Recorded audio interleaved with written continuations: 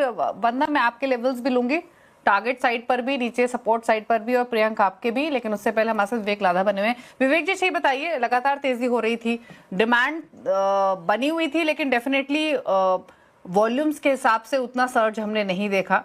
अब सवाल यह है कि जब प्राइसेस हल्का होना शुरू हुए तो एटलीस्ट दिल्ली एनसीआर में तो हमने एक ट्रेंड देखा कि थोड़ा सा रश, थोड़े से फुटफॉल्स बढ़ते हुए दिखाई दे। जिस दिन पहले दिन ही भाव 4-5% जब नीचे आए थे, अब क्योंकि 10% ऑलरेडी पीक से नीचे आया है, किस तरीके के फुटफॉल्स हैं, किस तरीके का इंटरेस्ट है कंज्यूमर के बीच में, डिमांड कैसे दिख रही है, कुछ कुछ बदला है कंज्यूमर बिहेवियर? जी नमस्ते जी। इंडियन कंज्यूमर ने तो अपनी मैक्सिमम बाइंग धनतेरस और दिवाली पे कर ही ली है, और उसके पास घर में जो भी था या बैंक अकाउंट में जो भी था उसने धनतेरस दिवाली पे भरपूर बाइंग करी है। और इतना भी रिटेलर्स के पास से पाया गया है कि जितनी पूरे साल में गोल्ड बुलियन का टर्नओवर नहीं करा है उतना उन्होंने ये 4-5 दिन में किया हुआ है।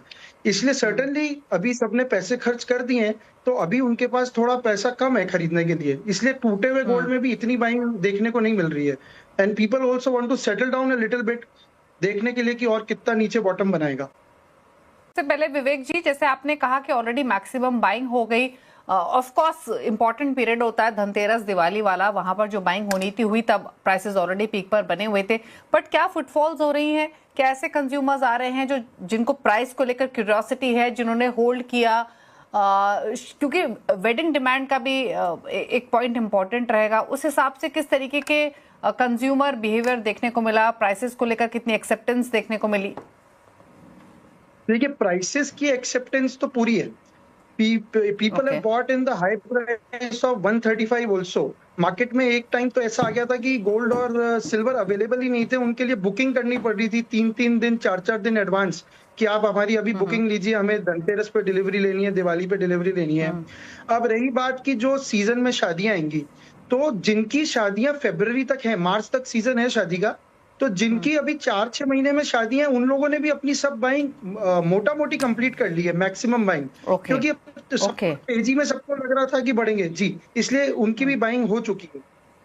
अच्छा, अगर हम festive buying plus wedding buying जो अब तक हुई है उसको एनालाइज करना चाहें तो क्योंकि ड्यूरिंग दिवाली जो भी कॉन्वर्सेशन हमारा तमाम ज्वेलर्स के साथ हुआ, एक चीज देखने को मिली कि light weight jewellery of course trend में आ जाती है जब भाव बढ़ते हैं, प्लस डायमंड्स में काफी बाइंग, काफी इंटरेस्ट कंज्यूमर्स का रहा, प्रेशियस स्टोन्स में काफी रहा, क्योंकि जो बजट वो गोल्ड के लिए लेकर चलते थे उस बजट में उनको दूसरे ऑप्शंस मिल रहे थे।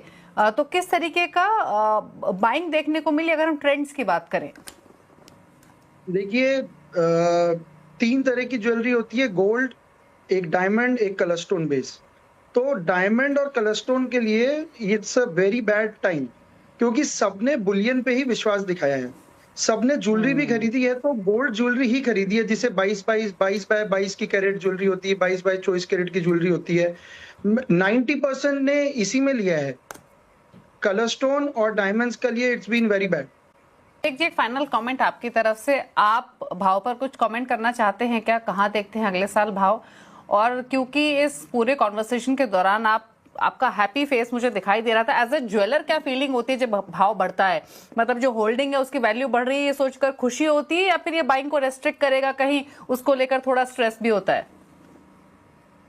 देखिए, आपने 2 सवाल पूछे हैं। पहले तो भाव तो मैं नहीं बता सकता हूँ, लेकिन ये मैं डेफिनेटली आकलन करके बता सकता हूँ कि 2026 will be golden year for gold. Okay.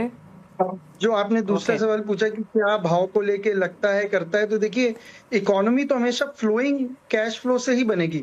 जब माल बिकता है तो ही कैश फ्लो के रोटेशंस होते हैं, वरना इन्वेंट्री आपकी बढ़ गई है, माल of course there is a feeling कि हम और रिच हो गए हैं बाय 20%, 30%, 40%, लेकिन इवेंचुअली तो जब तक माल बिकेगा नहीं, we can not realize that profit. So notional profit होता है, it's good, but in real